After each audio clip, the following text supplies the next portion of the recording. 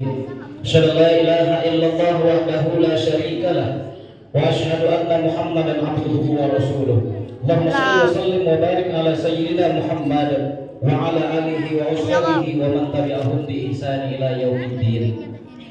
Yang tua sama-sama kita hormati, yang muda sama-sama kita muliakan. Yang jelas semoga semua yang hadir malam hari ini semuanya dimuliakan Allah.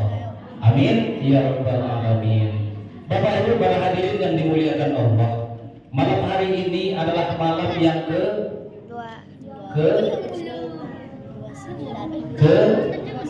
30 atau terakhir Bu?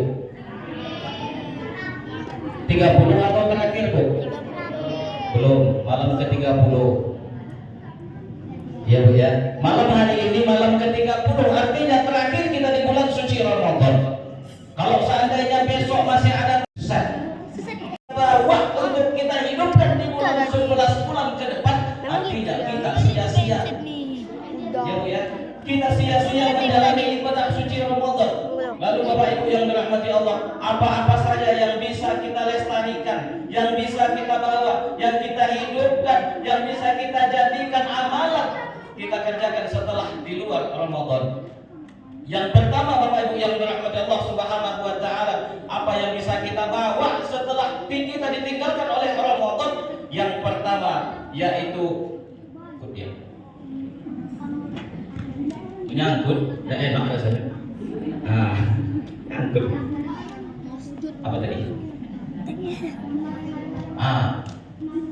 Apa yang bisa kita bawa setelah kita ditinggalkan oleh Ramadan? Yang pertama yaitu berhati-hatilah dengan yang namanya dosa.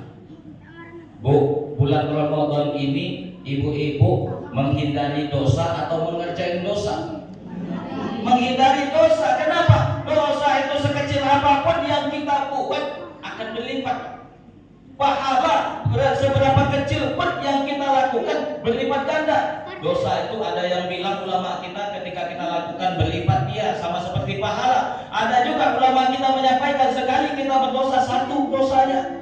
Inilah maha adilnya Allah Bapak Ibu yang dirahmati Allah Subhanahu wa taala. Itu dia, jangan hobi kita melakukan dosa. Jangan hobi kita melaksanakan dosa setelah kita ditinggalkan oleh Ramadan. Mungkin di bulan suci Ramadan Bapak Ibu yang melaksanakan dosa. Coba kalau hari ini Bapak Ibu di bulan suci Ramadan, ibu-ibu sabar menghadapi suaminya, jangan besok setelah ditinggalkan Ramadan hilang kesabaran tersebut. Dek, aman? Kalau aman nanti kalau ribut di situ, ribut di sini, siapa yang mau didengar? Oke, coy. Ya Bu ya, jangan hobi dengan melaksanakan dosa. Yang mana dosanya Bapak Ibu yang dirahmati Allah Subhanahu wa taala? Yang pertama tadi, istri selalu sabarlah menghadapi suami. Walaupun suaminya itu suka ngorok tidurnya, walaupun suami itu suka keluar iler waktu tidurnya, kotor bantal basah, bantal, sabar Bu. Ya Bu, sabar. Yang kedua, yang mana lagi yang harus sabar Bapak Ibu yang dirahmati Allah? Lisan nih congor. Kadang Bu ini memang kecil lisan kita ini, tapi tak bisa terkendali. Contoh, ada satu contoh Bapak Ibu yang dirahmati Allah Subhanahu wa taala. Kemarin saya ditanyain oleh salah seorang amil zakat di salah satu masjid. Di salah satu masjid bertanya amil ini kepada saya, Ustaz, bagaimana caranya kami menanggapi Ustaz? Kami mengumumkan di masjid-masjid itu tentang pembayaran zakat. Kami amil zakat telah siap menerima zakat Bapak Ibu. Kami umumkan melalui masjid Ustaz, melalui toa masjid Ustaz katanya. Tapi ada komplain dari jamaah. Apa komplainnya? Saya bilang komplainnya itu ini amil zakat kayak kolektor. Kayak kolektor katanya Bapak Ibu. Kenapa? Nagihnya berulang-ulang, pengumumannya berulang-ulang Bapak Ibu yang dirahmati Allah. Tahu Bapak Ibu apa yang saya jawab Bu? Kira-kira Bapak Ibu mau tahu tak jawaban saya apa? Mau? Oke, dengarkan. Yang saya jawab, Pak, Bapak selaku amil zakat tetap umumkan. Kenapa? Yang komplain itu adalah orang kafir. Walaupun dia Islam, dia kafir. kafir. Kenapa? Lihat di dalam Al-Quran surat At-Taubah ayat 103, Allah pakai kalimat khus min amwalihim. Kata Allah, kalimat khus itu fi'il amar dalam kaidah bahasa Arab. Fi'il amar ini perintah. Kalau perintah, setiap perintah kalau di dalam bahasa Arab ini itu wajib dikerjakan. Harusnya amil zakat ini datang ketok pintu orang tua. Assalamualaikum, Bapak dah bayar belum? Belum bayar. Harusnya begitu. Kalau ada nak amil zakat kita begitu. Mana Pak Man? Bilang Pak Man. Ada nggak tuh kayak gitu? Mungkin kalau kayak gitu Pak Man, Mas Rohman amil zakat kita ini benar hebat. Kena banting dah. Kenapa? Karena katanya, oh melanggar hak asasi manusia. Hak asasi manusia kepala bapaknya itu. Kita menagih hak mereka, menagih kewajiban mereka. Dalam Al-Quran baca, ambil, khus bahasanya. Kenapa kita tak mau? Kenapa kita merasa ragu? Kenapa kita merasa sakit pula dengan keluar masjid?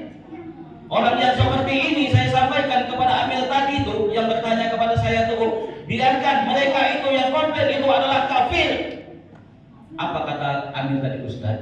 Terlalu keras sekali Ustaz mengatakan kafir. Oke, saya bilang saya alat kalimat saya tidak keras. Yang komplain tadi Pak dengan bahasa himbauan setiap masjid itu dia orang kafir dan besok masuk neraka. Pelan memang saya ngomong Bu, tapi samo. Nah ini dia Bu, kenapa kita sakit telinga kita dengar informasi dari masjid, sementara musik yang goyang-goyang kepala kita tenang. Coba ini dari rumah ibadah kita. Padahal Bapak Ibu yang dirahmati Allah, amil zakat itu benar. Kenapa? Ada hadis Nabi SAW. Apa kata Nabi? Tergantunglah amalan puasa dan ibadah-ibadah lainnya seorang hamba sampai dia mengakhiri ibadah tersebut dengan zakatul fitri, dengan membayarkan zakat fitrah. Tergantung Bu. Di bumi tak betapa, di langit tak sampai eceng gondok. Eceng gondok tak awang-awang pahala kita Bu. Sebelum kita selesaikan zakat fitri itu, zakat fitrah yang kita keluarkan Bu, ini astagfirullahaladzim, saya bilang masa sakit telinganya dengan toa masjid ini. Islam enggak tuh Bu? Islam, tapi bahasa yang cocok itu bukan Islam tapi Isyalam. Agama apa? Isyalam. Dia berisi di alam ini Bapak Ibu yang dirahmati Allah. Jadi Bu, kalau seandainya di tempat kita ini ada yang seperti itu, jawabannya satu, yang komplain itu bukan umat Islam tetapi Isyalam. Nah, tapi alhamdulillah tidak terjadi di tempat kita Bu. Tidak di tempat kita, tuh jauh sana Bu. Kalau ada komplain di tempat kita, rumah saya tuh P10 datang. Saya tunggu. Yang komplain tuh rumah saya. Ya Bu ya. Tapi mudah-mudahan ada ya Bu. Nanti kalau datang dia bawa kampak takut juga Bu. Itu yang pertama Bu, jauhkan diri dari yang namanya dosa setelah kita ditinggalkan Ramadan. Yang kedua apa dia? Pelihara sholat. Aqimis sholat. Perintah sholat diiringin dengan zakat Bapak Ibu. Makanya pengurus masjid tadi, ayo berzakat, sholat kita tidak diterima sebelum bayar zakat. Tentu begitu bahasanya lagi Bu. Pelihara sholat. Waktu Ramadan kita sibuk datang ke masjid berjamaah. Setelah Ramadan pergi, kita juga ikut pergi. Jangan. Mari sama-sama kita pertahankan Bapak Ibu yang dirahmati Allah. Kita cintai masjid kita. Kenapa? Karena salah satu manusia besok, golongan yang tidak ada naungan di sisi Allah Subhanahu wa Ta'ala, salah satunya itu yaitu seorang manusia yang hatinya tergantung kepada masjid. Orang yang hatinya tergantung kepada masjid ialah akan mendapat naungan di sisi Allah Subhanahu wa Ta'ala saat matahari sejengkal dari kepalanya. Kini tak tahu tak berapa jauh, coba tegak di lapangan itu besok jam 12 siang. Kalau tak meleleh besok, jadi ikan asin besok cukup.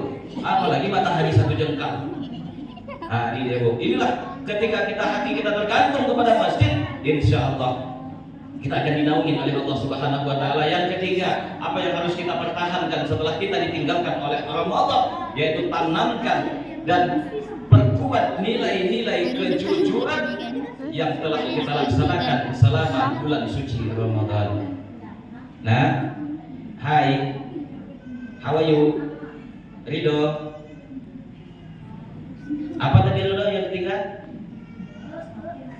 Sibuk dimain aja. Ya Bu ya, tanamkan nilai-nilai kejujuran di dalam rumah tangga, tanamkan nilai-nilai kejujuran di tempat kerja, tanamkan nilai-nilai kejujuran di tengah masyarakat kita. Insya Allah kejujuran itulah yang akan membawa kita kepada jannahnya Allah. Kenapa? Orang yang tidak jujur akan jauh dari keridhaan Allah, dan tentunya ketika kita jauh dari keridhaan Allah, tentunya kita jauh dari surganya Allah. Ini dia Bu, 3 perkara yang harus kita bawa, kita ingat terus-terusan. Insyaallah kita akan menjadi hamba yang bertakwa. Semoga kita ditinggalkan oleh Ramadan, kita mendapat gelar yaitu la'allakum tattaqun. Semoga engkau bertakwa kepada Allah. Itu semuanya kita raih ketika kita keluar dari Ramadan, masuk kepada 1 Syawal. Semua kita ini mendapat gelar takwa dan keluar seperti bayi yang baru dilahirkan tanpa dosa dan tanpa noda. Amin ya rabbal alamin. Baik Bapak Ibu, ini yang bisa kami sampaikan. Lebih kurang mohon maaf kalau misalnya terkesan agak keras. Ya begitulah saya. Amrat itulah dia. Kalau agak lembut Bapak Ibu, kalau apa yang terjadi sabar. Anak Ibu dilarikan orang, sabar. Istri Bapak dibawa tetangga, sabar. Itu bukan sabar tuh, itu hantu. Ya Bu, nah begitu sabar itu. Nah kalau terkesan keras, ya begitulah karakter. Nggak bisa dirubah insyaallah Bu. Mudah-mudahan ada manfaatnya buat kita bersama. Akhir kalam, wabillahi taufiq wal hidayah. Assalamualaikum warahmatullahi wabarakatuh.